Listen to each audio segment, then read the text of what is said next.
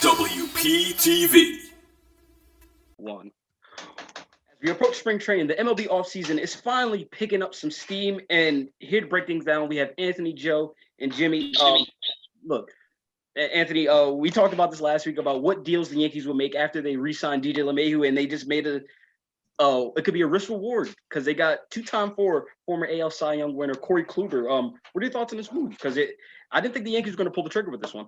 Right. Yeah, this is kind of a weird one. Not really a much of a risk, other than if you count the $11 million a significant loss, but more so a low risk, high reward type of move for the Yankees. This is a guy that's won 2 Cy Young awards and has been one of the best pitchers in baseball, spanning from 2014 to 2018. The problem with him is that he's been missing in action the past 2 years. 2019 pitched 35 2/3 innings, wasn't good really at all, had a 5.8 ERA, and then got injured, I think, on a comebacker, ended his season. And then 2020 pitched 1 inning for the Rangers, got hurt, was done, never saw him again. So when you're looking at this move, you got to realize if he stays healthy, he could really not come back to his former self, but become a very solid pitcher that he once was. It's just a matter of if he stays healthy or not. Yeah, the last year he was fully healthy, he had a 2.89 ERA and he had 222 strikeouts. I think if he could get anything like 30% of that, I think that's a good. It's a solid pickup. It's worth the $11 million. Joe, do you expect him to be back a little bit of his form? Because I can say he's been out for 2 years. He's pitched 36.5 innings in 2 years. And the last time that Corey Kluber was healthy, he wasn't very good. He did not pitch well in 2019. What we do know about Corey Kluber is that you're going to get a guy who, when healthy, will be able to eat a lot of innings. He goes deep into games, and I think that's very good. The problem is that not only has he not thrown, he's getting up there in age. I mean, he was never the highest velocity guy, but we might see that even lose a few more miles per hour. And the $11 million that they're giving him seems like a bit of an overpay. I mean, we're talking about a guy who has barely pitched and is definitely on the latter side of his career. I mean, this better work out, because if Corey Kluber isn't Corey Kluber, then the Yankees have a plethora of question marks in that rotation. I thought you were gonna say issues, because I mean, if we're being real, they already do have issues. But Jimmy, do you think that Corey Kluber, if he's even 50%, do you think that he solves some of the issues for the Yankees? Because there was deals about Luis Castillo, which were not true, I guess. Luis Severino might not come back until middle of the season. So do you think Corey Kluber could be a substantial number 2 for now until Luis Severino gets back? Well, I think with the question marks as far as Masahiro Tanaka coming back, this was a deal that the Yankees more or less had to make. You know, the thing about Kluber coming back on the 1-year deal is that his time with the Indians, basically the last time we saw him healthy, he was the ace. He was the 2-time Cy Young Award winner. He comes into New York. He does not have to be that. They have Garrett Cole. He's going to provide postseason pitching experience. I think it's a good signing. It's, as Anthony said, low risk, high reward, but he's a guy that's going to eat innings, as Joe said as well. And I think with a lot of question marks as far as Domingo Germán potentially coming back as well, he's going to be a guy that's going to have the innings for them and come up big. Well, if we keep it in the AL East and we keep it with Jimmy as well, former World Series MVP George Springer, he's a known playoff killer. He just rakes in the postseason. That might have to be his nickname on Baseball Reference whenever you look him up. But 6 years, 150. That's a lot. That's a bag, as Anthony said earlier. That is a bag. What do you think about this deal? I don't know if I would have given him that much money, but this is a Blue Jays front office that has been dedicated to bringing in new talent. You know, it's hard for a lot of guys to get recruited into Canada, want them to come there.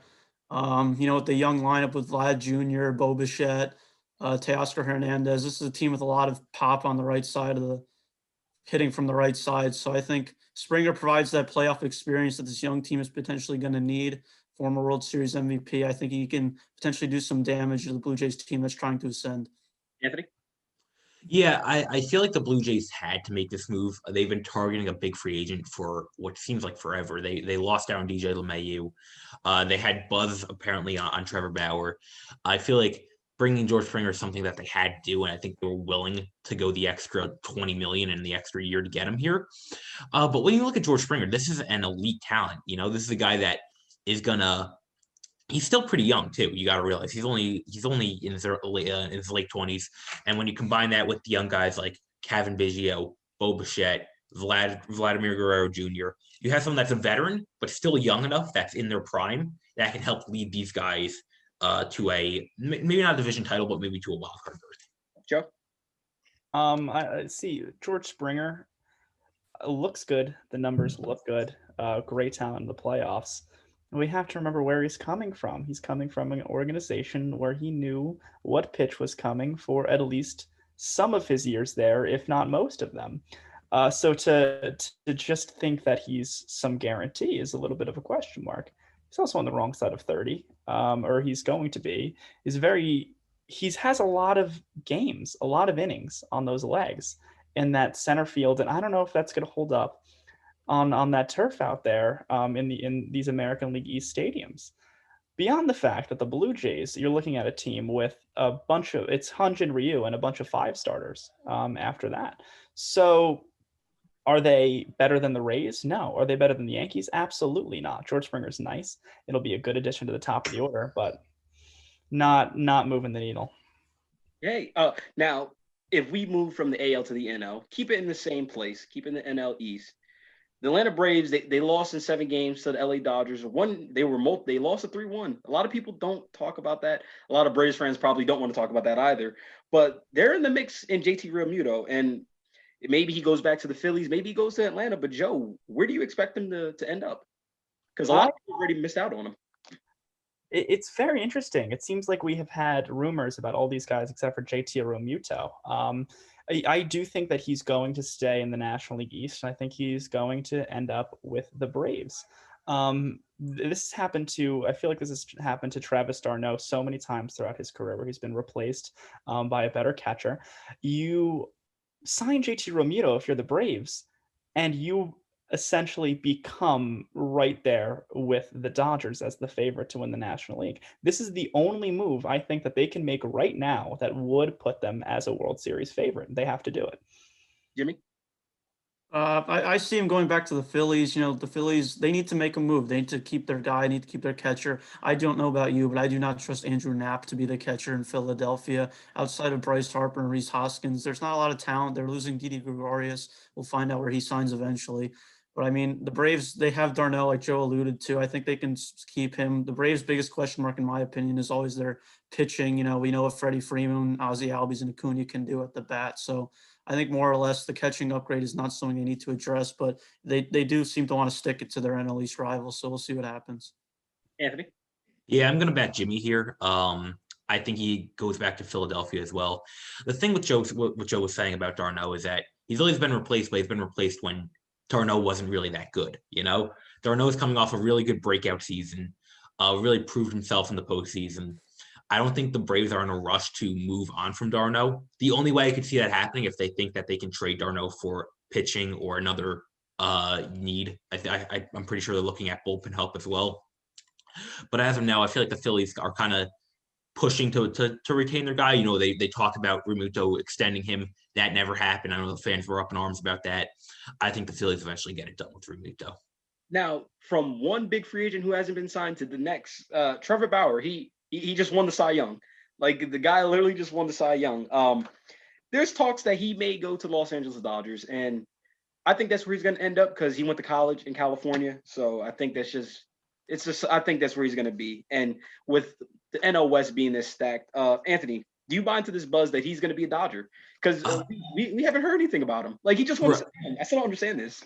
Right. Yeah. Personally, short answer, no. I don't think he'll be a Dodger. I think this is just the Dodgers doing their due diligence, as they tend to do with a lot of big name players. They did it with Nolan Arenado. Obviously, they did it with Garrett Cole. I know they made an offer for Garrett Cole. They never actually landed him. But the Dodgers they're a smarter organization. They check out every name that could potentially help them. I do think, however, Trevor Bauer goes to Los Angeles in the form of the Los Angeles Angels. You got Artie Moreno there, spent a lot of money on Anthony Rendon, is trying to really build up a team as he gets older up in age, and I feel like Trevor Bauer would be that perfect guy for him. Yeah, they'd be perfect. They still might win like 70 games, knowing the Angels, unfortunately. Yeah, they'll find a way to Joe and Jimmy, what do you guys got? Quickly. I agree. I agree with Anthony on everything that he said. I genuinely believe that he's going to end up an Angel. The Angels have been too aggressive on starting pitching only to find themselves short. Trevor Bauer with a 1-year deal would be perfect for them. People forget David Price is coming back to the Dodgers rotation. They have a completely full rotation. They're going to be okay.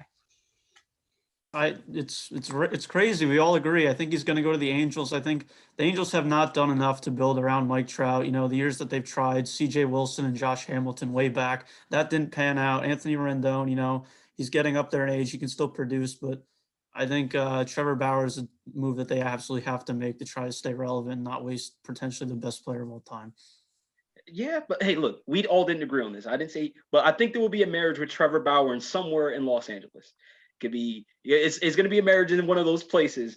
But you know, the MLB isn't the only sport that's hot. Like James Harden is a Brooklyn Net, and the guys from the NBA crew, they're going to break it down and talk about James Harden's debut. Stay put and stay here on WP Sports Desk.